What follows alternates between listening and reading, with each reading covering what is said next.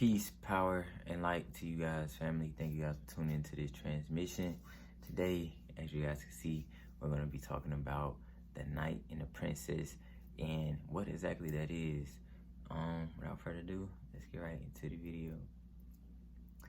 Okay, so this is something that I've actually pulled from my notes, my archive of notes of different topics I can talk about. And some of y'all may already preconceive what this may be, and others may not. So, the knight and the princess is an archetype that is very popular. You know, they show it on lots of different movies. They show it on TV shows, kid shows, comic books, and it's typically known in literature as the damsel in distress. So, the origin of this damsel in distress is the princess, and the princess is a physical representation of the feminine energy at a divine feminine principle. And then you have the knight in shining armor, which is the masculine principle, which represents that electricity, and you have the feminine, which represents the magnetic principle, right? So, we are pretty much stars. We are all stars.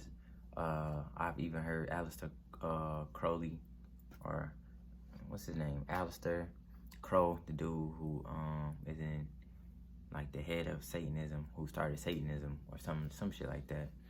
He said, he even admitted that we are all stars. And some of you guys may already know about the Merkaba light body vehicle that exists within us all, right? We are all stars, and we all have our own solar system. When you meet somebody, you step into their universe, and we all have our own universe, you know what I'm saying? Or our yoni-verse, you get what I mean?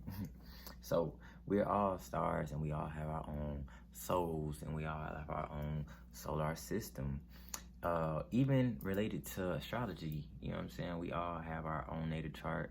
We have our sun in different places, our ego, which represents the ego, or our connection with our physical bodies, I like to call it. So the feminine energy is a vast universe waiting to be explored, and she is mysterious, she is subliminal, and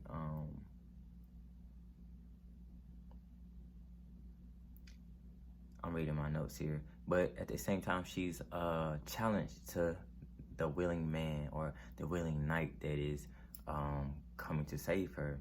This also relates to wisdom, because we all know that females represent the water principle, the receptivity, the flowing energy, and this represents wisdom. Even in the scriptures, I remember being a Christian and studying the Bible, wisdom is related to water a lot. It says, drink of her wisdom.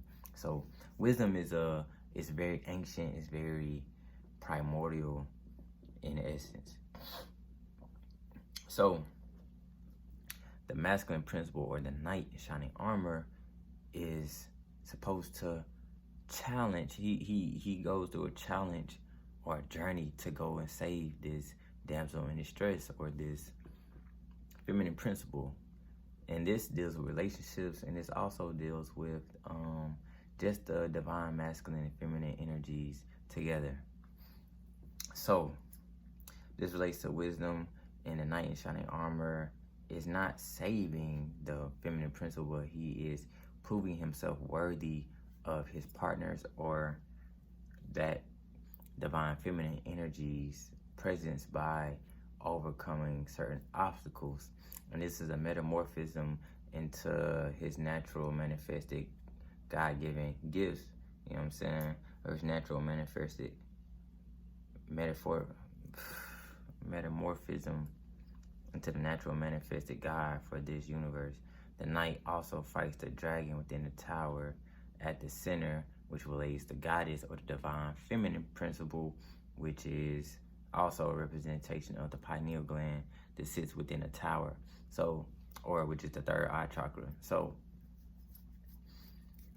that was a handful. So pretty much the masculine principle has to go through lots of obstacles, you know what I'm saying? He slays the dragon, right? Which also represents the serpents at the base of the spine of our Kundalini energy. The Kundalini energy, I think I was just watching a video with Bobby Hemmett taught me this, and also one of my other teachers, Nazir Raw.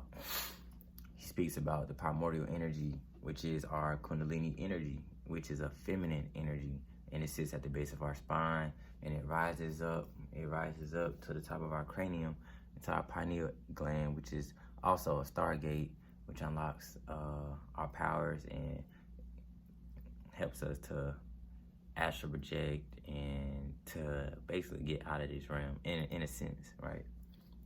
So, as a recap, the knight represents the masculine principle. The masculine, the males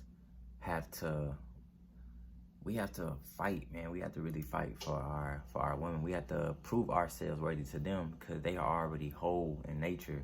Just like the universe, though, feminine energy represents completeness, mysteriousness, darkness, negativity, not in a sense of bad, but in a sense of polarization. They are the negative polarization. So that positive electron or polarization has to pretty much prove itself to the feminine energy in a sense, you know what I'm saying? I don't want y'all to be like, oh man, you know what I'm saying? I'm not showing no favoritism. I'm just stating facts, right? So, in the essence though, on some real shit, us males, we have to prove ourselves to the feminine energy. And a lot of us growing up in these times have been taught to, especially in the culture, to degrade women and to have the woman work for us. But even in chivalrous days, right? Even in chivalrous days, the man had to prove himself to the woman, you know what I'm saying? He had to fight a couple of dudes, kill a couple of niggas, give up his biggest pig or some shit. I don't know, this is like the Greek, European, Western shit. But in essence, we have to prove ourselves to the feminine energy by giving ourselves, you know what I'm saying? She brings out the best in us, which is that challenge. That is the obstacle. And like I said earlier, the tower represents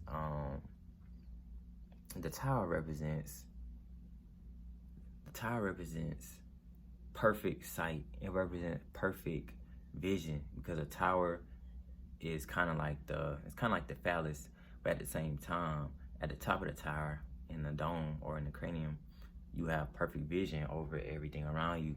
For those of y'all who are into the tarot, y'all know what I mean, right? And the masculine energy proves himself or fights his way up the ladder or up the tower to meet the feminine energy. So that's pretty much all I had.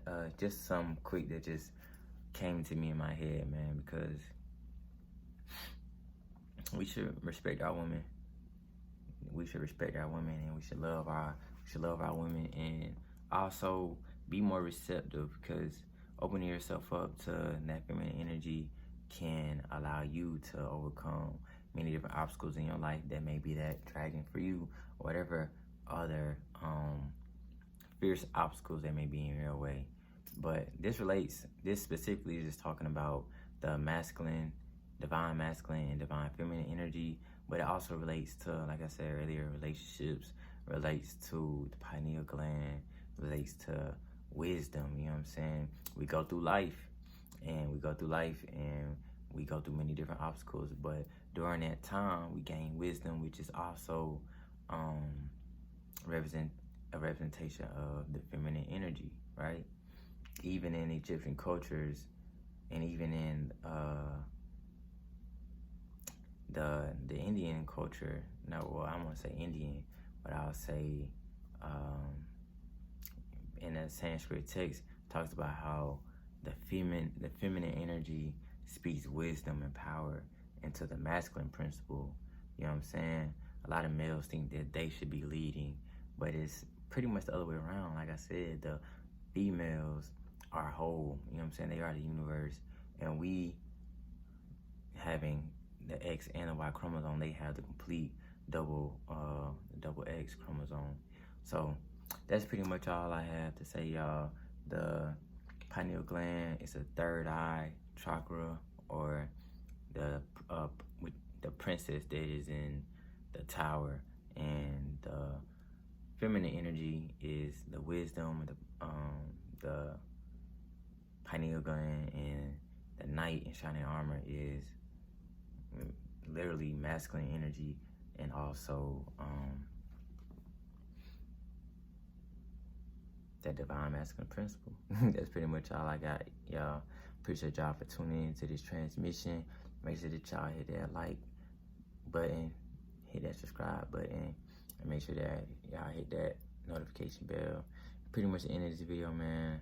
I'm tired. I just wanted to talk to y'all real quick and give y'all something that's been on my mind, something that I had within my notes, man. So, shalom, Wadu. I'll talk to y'all later. Peace.